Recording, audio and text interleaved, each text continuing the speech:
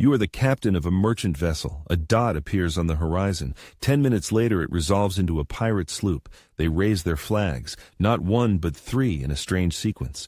Red, black with a skull, some symbol you can't make out. Your sailors are panicking. What does it mean? A threat? A barbaric ritual? While you're trying to solve this puzzle, their first volley takes out your mainmast with surgical precision. This wasn't just a cannon shot, it was chain shot. 2 cannonballs linked by a chain. Its sole purpose is to rip sails and splinter wood. This isn't barbarism, it's tactical surgery. It wasn't chaos, it was a language. And you just failed the test. The pirates didn't just act like a crew, they were a swarm, where each member knew their next move without a word. It was a kind of proto-networked warfare. Every ship and every crew member was a node in a decentralized yet lethal network long before the internet. The mystery is how a set of signals, which seemed like meaningless noise to their enemies, became the deadliest weapon of the golden age of piracy. How did pirates create a language that allowed them to operate as a single, ruthless organism, paralyzing their victims with confusion? This language is hundreds of years old. The red flag, which historians call the Jolie Rouge, the possible origin of Jolly Roger, was documented among French privateers as early as 1700. And the boatswain's whistle, it's not just a whistle. It's a multi-toned instrument capable of conveying dozens of commands. Like Morse code, only faster and more intuitive. In this video, we'll decipher this code. You'll learn why the red flag was more terrifying than the black one, which cannon signal meant take the captain alive, and how a single pipe from the boatswain could change the outcome of an entire battle. But we'll start with the most famous symbol of all. The symbol that was, in fact, the pirate's greatest lie. And that lie was that the Jolly Roger isn't a flag. It's a brand. It's a whole category of flags, each carrying the same simple message. We are pirates. You have a choice. Surrender now, and you might save your life and some of your cargo, or fight and face certain death. It wasn't a symbol of death, it was an offer of surrender. According to historian Marcus Rediker, the vast majority of merchant ships surrendered to pirates without a single shot fired. The flag was such an effective tool of psychological pressure that battle itself became unnecessary. It was a business proposition that was incredibly difficult to refuse. But this offer had an expiration date. If the black flag opened negotiations, the blood-red flag, or Jolie Rouge, ended them. It meant no quarter given, no prisoners, no terms. By raising it, pirates were burning bridges not only with the enemy but with themselves. It was a signal to their own crew. We are in this to the end. It's as if in modern negotiations, one side were to publicly smash all their phones and radios. The dialogue is over. Annihilation begins. Now for a quick thought experiment. You're a captain and you see a black flag with a skull on the horizon. What do you feel?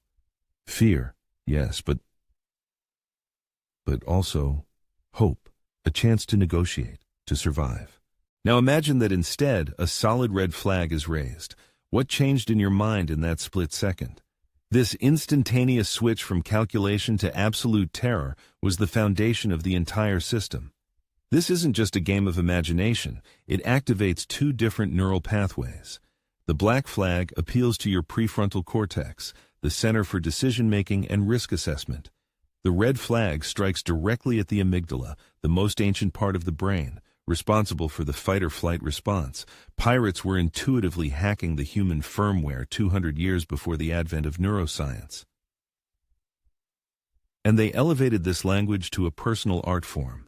The flag of Bartholomew Black Bart Roberts depicted him standing on 2 skulls labeled ABH and AMH, a Barbadian's head and a Martinican's head. This wasn't just a flag, it was a public act of revenge against the governors of Barbados and Martinique who had tried to capture him. The victim saw not just a threat, but a whole comic strip of what this particular pirate would do to his enemies. Calico Jack's flag with crossed cutlasses, Blackbeard's flag with a skeleton spearing a heart. These were unique trademarks. Upon seeing a flag, you knew who you were dealing with and recalled all the blood-chilling stories about that captain. Reputation sailed ahead of the ship, and the flag was its avatar. The Royal Navy had thick signal books with thousands of codes. Pirates, many of whom were former Navy sailors, took this idea and simplified it to the point of genius. It was a guerrilla language of signals, minimum flags, maximum meaning. Besides threat flags, there was a system for coordinating a fleet, simple colored cloths that looked like mere rags to an outsider. But to pirates, a blue flag could mean return to the flagship, while a checkered one meant attack from both sides. This was encrypted communication in real time. Flags were a powerful but slow tool. They worked at a distance. But what about in the heat of battle, with everything shrouded in gunpowder smoke and decisions needing to be made in fractions of a second? For that, pirates needed a language that could be heard, not seen. The language of thunder. The first shot in a battle was rarely aimed to hit. It was a question. A single shot from a bow chaser might mean, is the enemy faster than us? A return volley from another ship in the pirate fleet was the answer. Yes, aim for the rigging. This was a dialogue the enemy could hear, but not understand. The cannonade wasn't chaotic firing, but a battle rhythm set by the flagship. One shot, begin closing the distance. 2 quick shots from the port side. Focus fire on the masts, but in the roar of battle, when shouting was useless, another instrument took the stage. The bosun's pipe. It's not just a whistle. It's a high-frequency instrument specifically designed to cut through the low-frequency roar of battle and storms. Like ultrasound in a world of chaos. The call to pipe all hands on deck had its own unique melody that a sailor would recognize reflexively. One short trill, hoist the sails, a long fading note, all hands to the guns. It was the ship's nervous system, operating on pure reflex. Pirates didn't ponder the signal. Years of drill in the Navy, and many were former military sailors, drilled these sounds directly into their spinal cords. The pipe wasn't an instruction for the mind, it was a trigger for the body. This is a language of reflex, not logic, and that's why it was lightning fast. Imagine you're a gunner.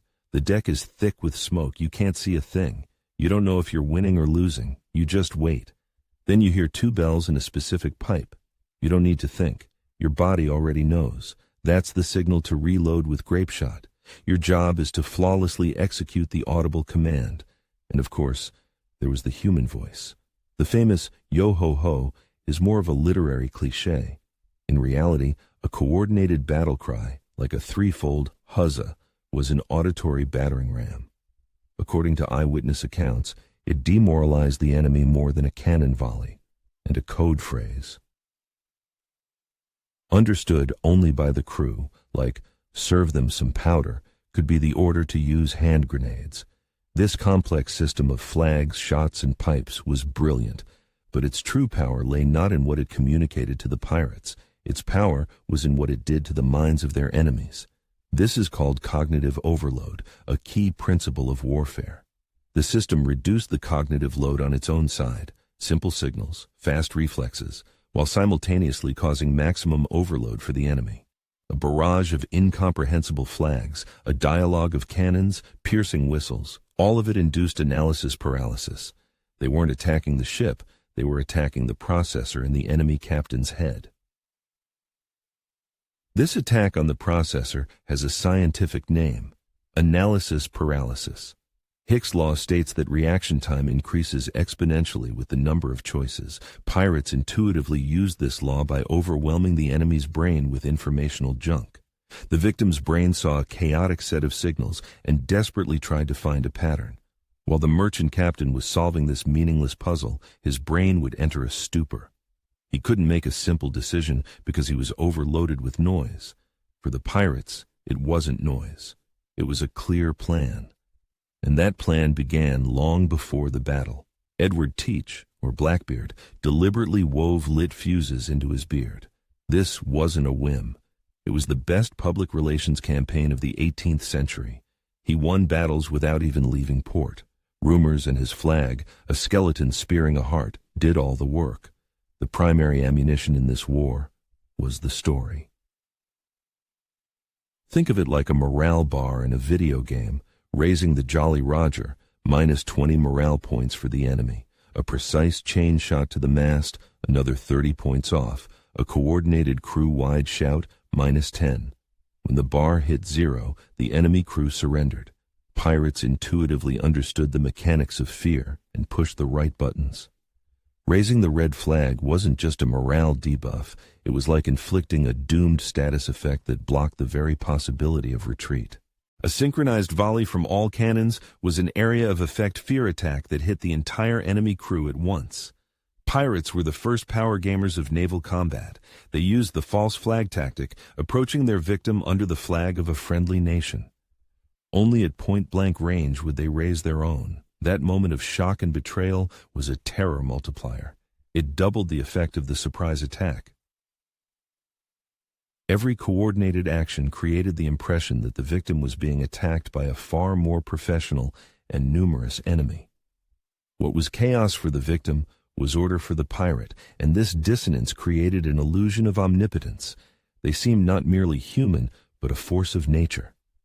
But this brilliant system had an engineering vulnerability, a single point of failure.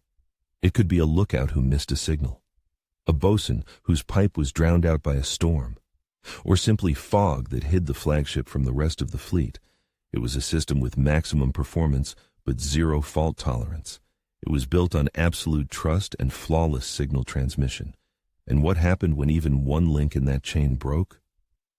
The price of a mistake in this language was instant and bloody. Sometimes at sea, an acoustic shadow forms. This is an area where sound simply doesn't travel due to differences in air temperature and humidity. Imagine the horror of a captain giving a command that one of his ships hears, but another does not. The single organism would instantly disintegrate into separate parts, fighting on their own. Thick fog or gunpowder smoke made flags useless. The roar of a storm drowned out pipes and shouts. In these conditions, the pirate internet would go down, and the crew would devolve from a unified organism into a blind, scattered mob.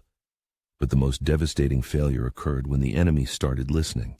The governor of the Bahamas, Woodys Rogers, a former privateer himself, was one of the most successful pirate hunters precisely because he spoke their language. He could predict their maneuvers by the sequence of flags they raised, turning their greatest weapon into a fatal vulnerability. A secret language is powerful only as long as it's secret. Once the code was broken, it became a trap. The enemy could not only predict an attack, but could also send a false signal, sowing chaos in the pirates' own ranks. And of course, there was human error. A pirate ship had no room for, "Oops, I didn't hear that," a tired lookout who mistook a flag, a drunk boatswain who piped the wrong call. There was no margin for error in this system. One wrong sound could send a ship onto the reefs or expose it to a fatal volley. The system's genius was shattered by simple human error. But this code hasn't been lost to the past. Its logic is universal. Here are 3 of its key lessons that still work today. First, create your own flag. In any endeavor, from business to personal relationships, have a simple, instantly readable signal. It should communicate your intentions and force the other side to make a choice, here and now. Second, manage the flow of information. For your own team, you need maximum clarity and simplicity in your signals. For your competitors, create controlled chaos that paralyzes their analysis. And third, your reputation is the first volley. Act in such a way that rumors about you do your work for you before any real negotiations even begin. Ultimately, this whole discussion comes down to a timeless question. What's more important, the hardware or the operating system that runs it? The cannons and cutlasses, or the language and psychology that guided every shot and every strike?